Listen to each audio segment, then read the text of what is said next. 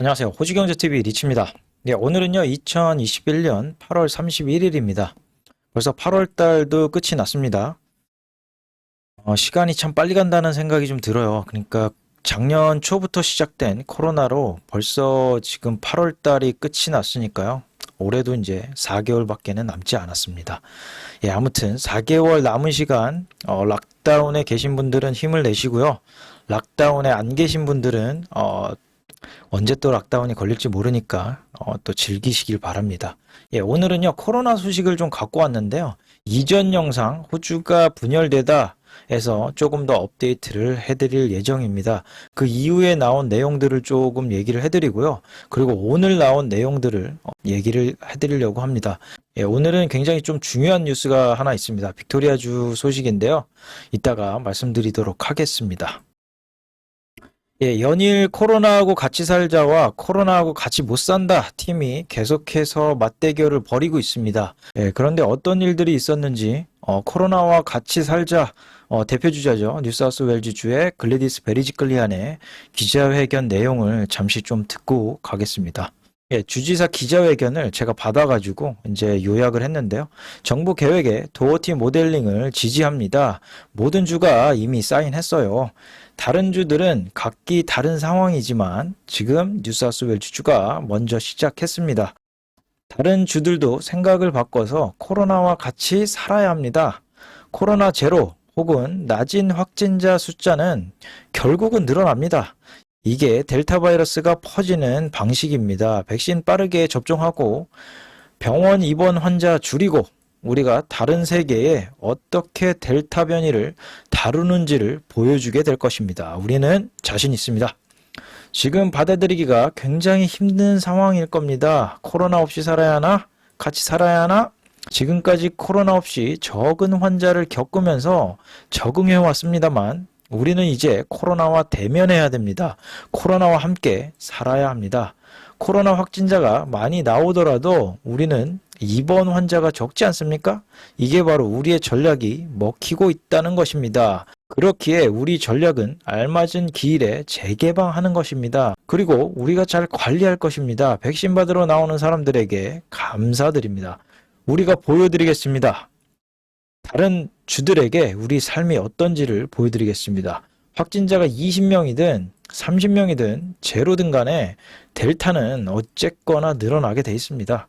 그렇기 때문에 도어티 모델링에 의하면 2차로 70% 접종률을 달성하면 확진자 숫자는 집중할 필요가 더 이상 없습니다. 입원 환자에 집중해야 한다고 합니다.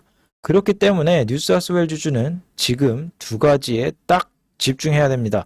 하나는 백신 접종률, 그 다음에 병원 입원 환자 숫자입니다. 라고 이렇게 말을 했네요. 예, 확실히 코로나하고 같이 살자 대표주자답게 스콧 모리슨 정부의 로드맵을 지지를 하고 그 다음에 다른 주들한테도 같이 살자 이거 못 막는다 라고 이렇게 얘기를 하고요. 그 다음에 이제 확진자가 계속해서 이제 늘어가니까 여러분들 이거 중요한 거 아닙니다. 우리가 코로나 걸릴 수 있어요. 그런데 입원 환자에 조금 더 집중해야 돼요.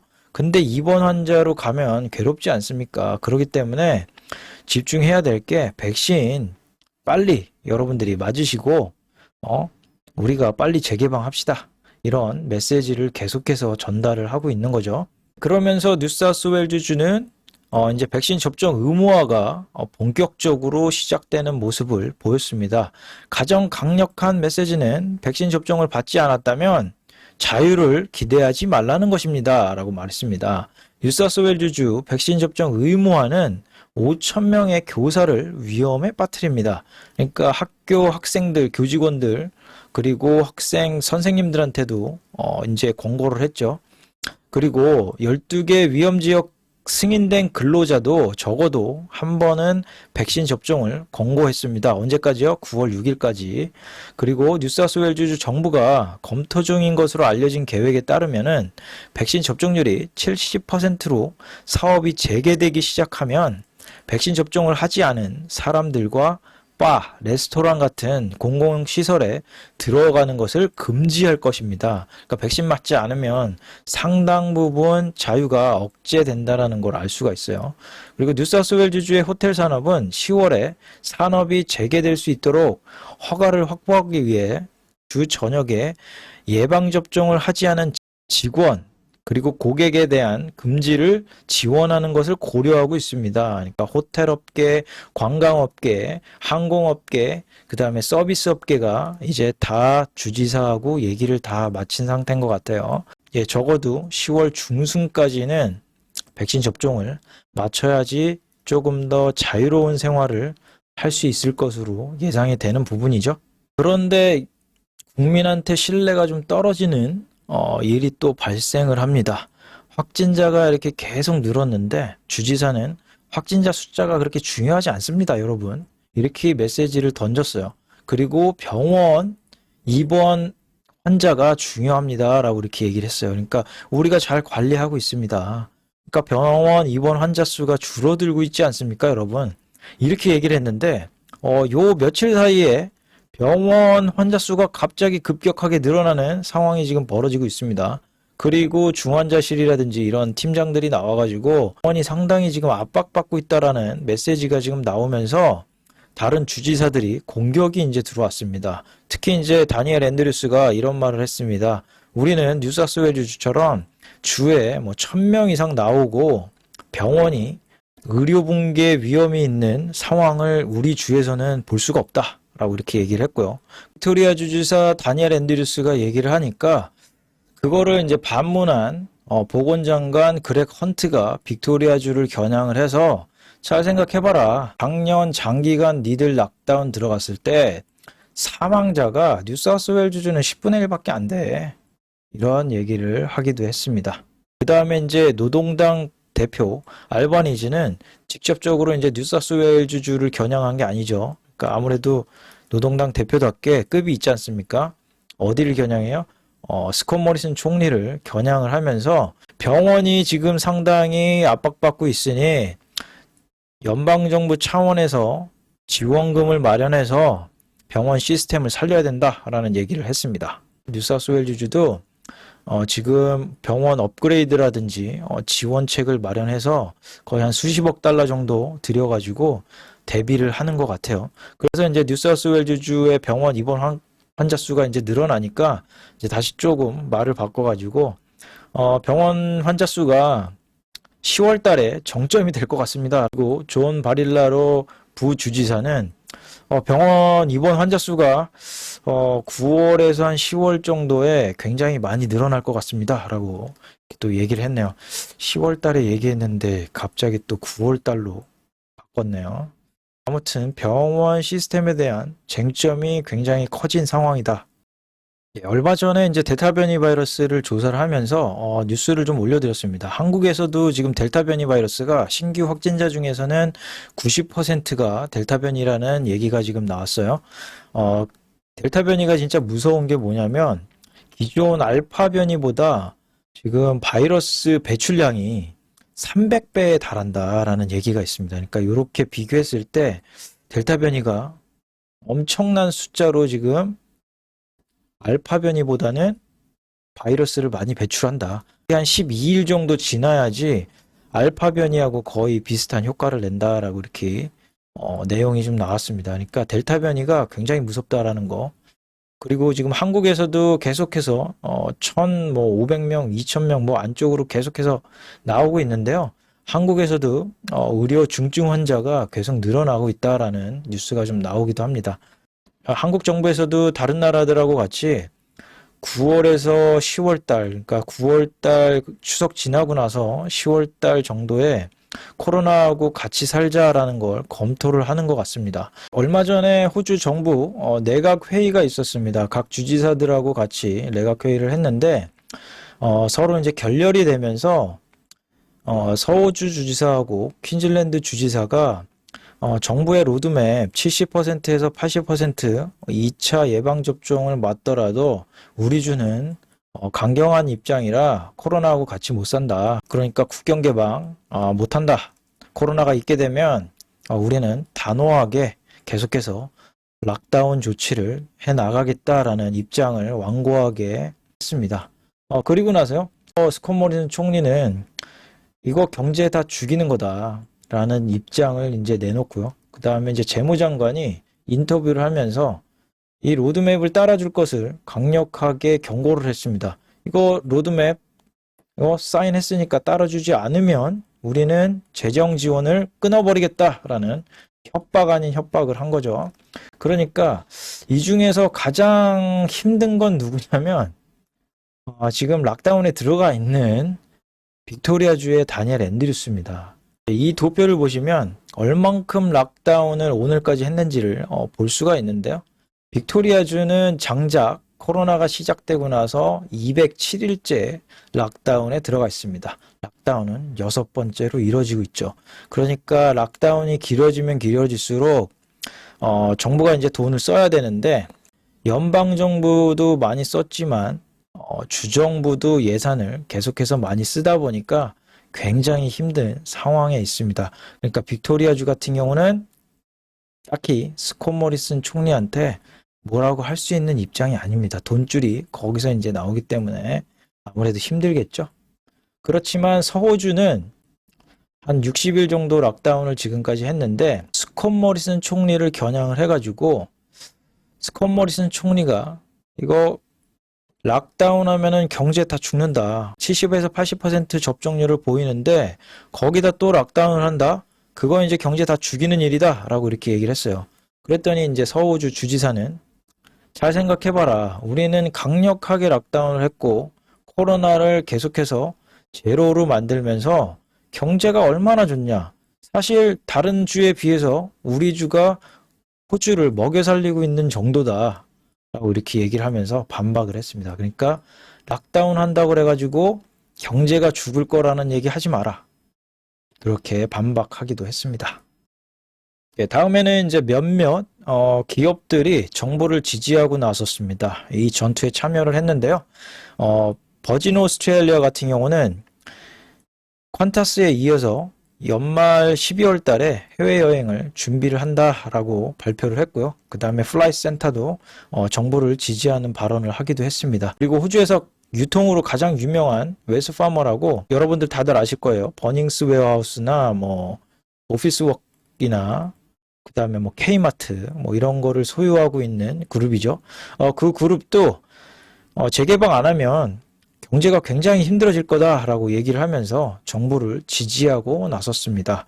그리고 채널 7의 이전 회장 같은 경우는 마크 맥고완을 겨냥을 해가지고 이거 재개방해야 된다라고 이렇게 꼬집기도 했습니다. 그 다음에 이제 또 문제가 불거진 게 서호주 같은 경우는 지금 확진자가 지금 나오지 않고 있지 않습니까? 그런데 마크 맥고완은 국립병원에 크게 긴급한 수술 아니면은 한 달 정도 미뤄라 라고 이렇게 주문을 하면서 의사협회가 상당히 지금 반발을 한 것 같아요. 아무래도 뭐 코로나만 신경 쓰게 되면 여러분들도 아시겠지만 병원이 힘들어집니다. 그러니까 돈을 벌어야 되는데 코로나만 신경 쓰게 되면 다른 수술도 해야 되고 돈을 못 벌어요. 그러니까 의사협회가 좀 반발을 한 것 같습니다. 그리고 퀸즐랜드 주에서는 투움바 특별 검역시설을 만든다고 이렇게 단독적으로 얘기를 했는데요. 알고 보니까 투움바 시장하고는 협의를 안 했다라는 얘기가 나와가지고 아나스타샤 주지사를 비난하기도 했습니다. 오늘 가장 중요한 소식인데요. 오늘 아침에 이제 빅토리아주 주지사가 기자회견을 한 내용이 있습니다. 기자회견에서는 빅토리아주가 이제 앞으로 70에서 80% 예방접종률을 보이게 되면 호주 정부하고 어떻게 개방을 하게 될지를 스콧 모리슨 총리하고 논의한다는 얘기가 좀 나왔습니다. 그러니까 주지사가 얘기하는 거는 이거예요. 그러니까 뉴사우스웨일즈 정부처럼 우리가 1000명 이런 확진자가 나오는 거는 보고 싶지 않다. 그리고 확진자가 일단은 100명 아래로 일단은 보고 싶은데 이 100명이어도 관리가 가능한 100명 아래. 그러니까 예를 들어서 이겁니다. 그러니까 확진자가 이렇게 한 명이 걸렸는데 집에 식구들이 뭐 한 이렇게 4명이 식구들이 있어요. 근데 식구들이랑 같이 생활을 하게 되면 확진자 수가 1명, 2명, 3명, 4명, 5명 이렇게 5명이 생기는 거 아닙니까? 그러니까 요거를 5명으로 다 보는 게 아니고 다 격리를 한꺼번에 시켰기 때문에 1명으로 이제 본다라는 예를 들어서 이렇게 말씀을 드리는 겁니다. 그러니까 확진자 수가 일단은 중요한 게 아니고 이게 전파가 가능한 확진자냐 아니냐 그게 이제 중요한 건데 백신 접종률을 높이면은 70에서 한 80% 정도 높이게 되면 백신 맞은 사람들은 상대적으로 코로나 걸릴 확률이 좀 적지 않습니까? 그리고 퍼지는 양도 훨씬 더 적어지니까 그 안 걸린 사람들을 잘 관리를 하면서 병원 시스템에 업그레이드를 하면서 병원 입원 환자 수를 관리를 하겠다라는 이런 전략을 지금 세운 것 같아요. 이게 조금 더 비관적으로 보는 게 이전에도 알파 때 얼마나 힘들었습니까? 그리고 이번 델타에도 굉장히 힘들게 막아내고 있는데 요거를 열어 젖혀서 관리를 그 스윗 스팟이라고 그러는데 그 지점을 찾겠다라고 이렇게 얘기를 하면서 재개방을 하겠다 이렇게 얘기를 하는데 이거는 제가 봤을 때 뉴사우스웨일즈주가 처음에 델타 변이가 나왔을 때 우리는 락다운 필요 없다. 우리가 잘 관리할 수 있다라고 하는 자신감하고 굉장히 비슷한 뉘앙스가 좀 들려요. 어쨌거나 개방하면 사람들이 이동을 할 거고요. 이동을 하게 되면 당연히 코로나 확진자가 늘어납니다. 늘어나는데 백신을 안 맞은 사람들이 굉장히 힘들어지겠죠. 병원 입원 환자 수가 확진자가 늘어나면 늘어날수록 입원 환자 수도 늘어난다. 그리고 입원 환자 수가 늘어나게 되면 뭐 여러분들도 보시고 있듯이 사망자 수가 늘어날 수밖에 없습니다. 제가 이제 영국 사례를 한번 보여드릴 건데요. 예, 이거는 어저께 영국 상황을 좀 볼 수가 있는데요. 영국은 다른 나라에 앞서서 미리 백신 접종을 많이 한 나라에 속하죠. 그래서 지금 1차 접종은 88%를 넘어서고 있고 그 다음에 2차 접종 같은 경우는 78%를 넘어섰습니다. 상당히 좋은 위치에 있는 거죠. 하지만 좋은 위치에 있는데도 불구하고 확진자 수는 늘어나고 있다. 그리고 사망자 수도 늘어나고 있고요. 그 다음에 입원 환자 수도 늘어나고 있습니다. 예전에 이제 자료들을 보여드렸지만 이런 확진자나 입원 환자, 사망자들 같은 경우는 백신을 맞지 않은 사람들이 상당 부분 많이 있기 때문에 그만큼 위험하다. 그러니까 여러분들은 백신을 빨리 맞는 게 훨씬 더 안전하고 생활하는데 자유로울 것 같습니다. 영국은 원래 그래. 영국은 막 풀어 제끼니까 그런 거 아니니? 라고 이렇게 얘기할 수 있는데 싱가포르 같은 경우는 이제 어느 정도 뭐 마스크를 쓴다든지 이런 방역 조치를 좀 하면서 이제 재개방을 했는데요. 그리고 요번에 얼마 전에는 2차 접종자들이 80%를 넘어갔다라는 뉴스가 나오고요. 그 다음에 전 세계가 코로나하고 같이 살자 이 나라로 싱가포르를 지금 주목을 하고 있습니다. 싱가포르에 엊그저께 지금 상황인데요. 확진자가 여전히 좀 늘고 있는 상황이고요. 그 다음에 병원 입원 환자 수는 조금 줄어들고 있는 상황입니다. 독감처럼 대해도 된다라는 얘기가 좀 나오고 있어요. 전번 자료에서 보여드렸을 때 사망자는 52명이 나왔는데요. 오늘 사망자 수를 확인하니까 3명이 더 늘어서 55명이 기록하고 있네요. 제가 얘기하고 싶은 거는 요겁니다. 그러니까 과연 호주가 싱가포르나 영국처럼 코로나하고 같이 살았을 때 요거를 받아들일 수 있겠냐라는 거하고 이렇게 열어 제꼈을 때 다시 락다운으로 들어갈 수 있느냐? 그러기는 좀 힘들 거라고 봅니다. 그러니까 이탈리아가 락다운 하기 싫으면 백신 접종률을 높여야 된다라는 전략을 좀 쓰고 있는 것처럼 다시 락다운 들어가기는 좀 쉽지 않을 거라고 저는 생각을 합니다. 어쨌거나 여론은 지금은 최대한 확진자 수를 막아야 된다라는 여론이 지금 강하지만 접종률이 70에서 80% 넘어가게 되면 여론이 또 바뀔 거라고 생각을 합니다. 백신 맞았는데 이젠 좀 열자. 그러면은 피해받는 사람들이 백신을 안 맞은 사람들이 상당히 힘들어지겠죠. 그러니까 제가 강조하고 싶은 거는 백신을 빨리 맞으시고 자유로운 생활을 누리시기를 바랍니다. 오늘 시청해 주셔서 감사드립니다.